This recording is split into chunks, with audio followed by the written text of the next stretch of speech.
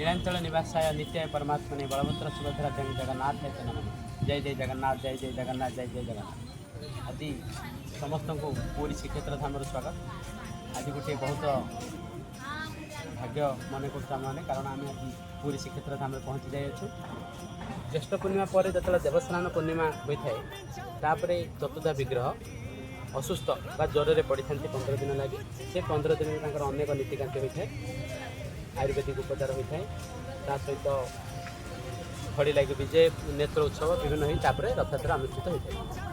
यही समय जमी आम घर कई लोग असुस्थ अनुभव कले असुस्थता हेले देखापी निजर स्वजन परिवृत आसी ठीक से भली भगवान को जो असुस्थ होता आम देखा आसवा पड़ो कारण से होती विश्वर नियंता।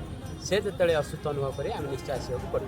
तेणु आज आम भाग्य मन करूँ कारण आम से एक अचानक गोटे दिन यही दिन आमको मिली। आज आम आस समस्त को कहूँ यही वार्ता जनाऊँ कि आपण मैंने आसवा कथा कारण भगवान होती सृष्टि नियंता।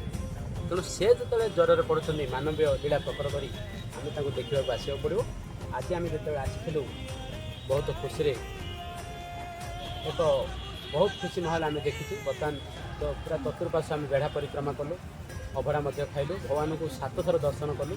प्रति मुहूर्त प्रतिदिन आमर से प्रतिदिन मुख्यतः भुवनेश्वरी देवी, जगन्नाथ रूप में नारायण देव एवं बलभद्र रूप में वासुदेव पूजा पाती। यही 3 मूर्ति सहित आउ 7 जन देवादेवी पूजा होती। तेणु यही से प्रतिदिन को आम कहूँ 10 अवतार कहुए और सेठारे ठीक आम भितरकाठ निकट में यही भगवान को देखार सुजोग मिलता है। आम बाहर पार्श्व बाहर काठ पाखे रही देखिपर तार भीतर पार्श्व चतुर्था मूर्ति रही था जहाँकि जावाक बारण होता है और से भोग शंकुड़ी भोग ये सब लगी न थाए। सेठारे दईदापति और पति महापात्र पूजा कर।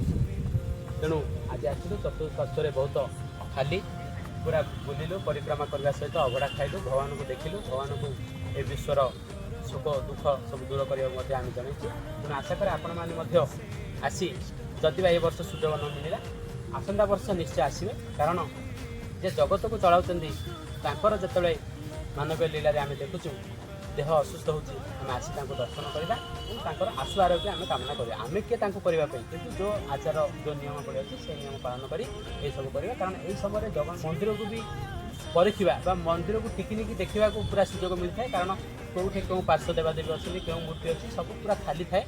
पाखापाखि 200 ରୁ 300 जन ही लोक रही और अबाधे कौन प्रकार ब्यारिकेड सिस्टम न थाए। अबाधे प्रवेश कर जगन्नाथ को देखार आम कृपा लाभ कर।